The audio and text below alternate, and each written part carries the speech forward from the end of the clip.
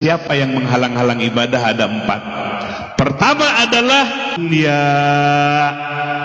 Kesibukan dunia itu menghalangi ibadah kita. Ada orang kenapa nggak sholat? Sibuk. Kenapa nggak ngaji? Sibuk. Kalau kita mau buang hajat air besar, air kecil, bilang sibuk apa enggak? Sedang apapun juga kita mau buang air besar, kira-kira bilang sibuk apa enggak? Nah, ibadah kita seperti itu. Ibadah itu kebutuhan. Seperti buang air besar, kebutuhan kita, nggak bisa bilang sibuk. Sedang apa saja berhenti, buang air besar. Begitulah ibadah. Saatnya sholat, sholat. Saatnya zikir, zikir. Dunia jangan sampai menghalangi ibadah kita. Bahkan di saat sholat pun dunia masih menghalangi kolbu kita. Hati tidak pernah khusyuk. Hati tidak pernah merasakan hudurul qalbi ma Allah, hadir hati bersama Allah. Karena gara-gara Jadi bagaimana caranya? Zuhud dengan dunia, jangan merasa memiliki atau mencintai dunia.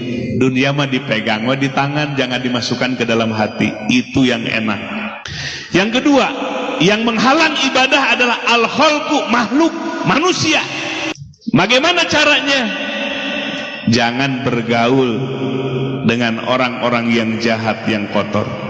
Wa mujalasatu solihina fudola. Cari komunitas orang-orang yang soleh. Nah, mudah-mudahan kita berkumpul dengan orang-orang soleh semua.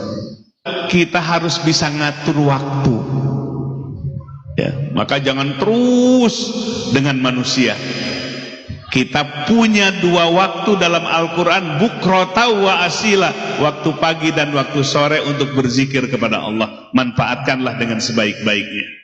Yang ketiga yang akan menghalangi awaik, yang menghalangi ibadah kita adalah asyaiton.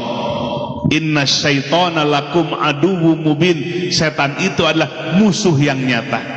Setan itu bisa masuk ke dalam hati kita. Sementara kita jangankan bisa masuk ke hati setan, lihat setan pun enggak. Bagaimana cara menghadapinya?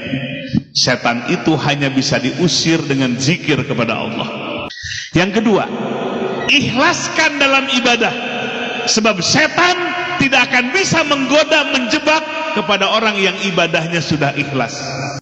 Itu yang ketiga. Yang keempat, yang terakhir yang akan menghalangi ibadah kita adalah an-nafs. Nafsu kita sendiri. Nafsu ikut kemana-mana. Maka nafsu ini adalah jihad akbar menghadapi hawa nafsu kita.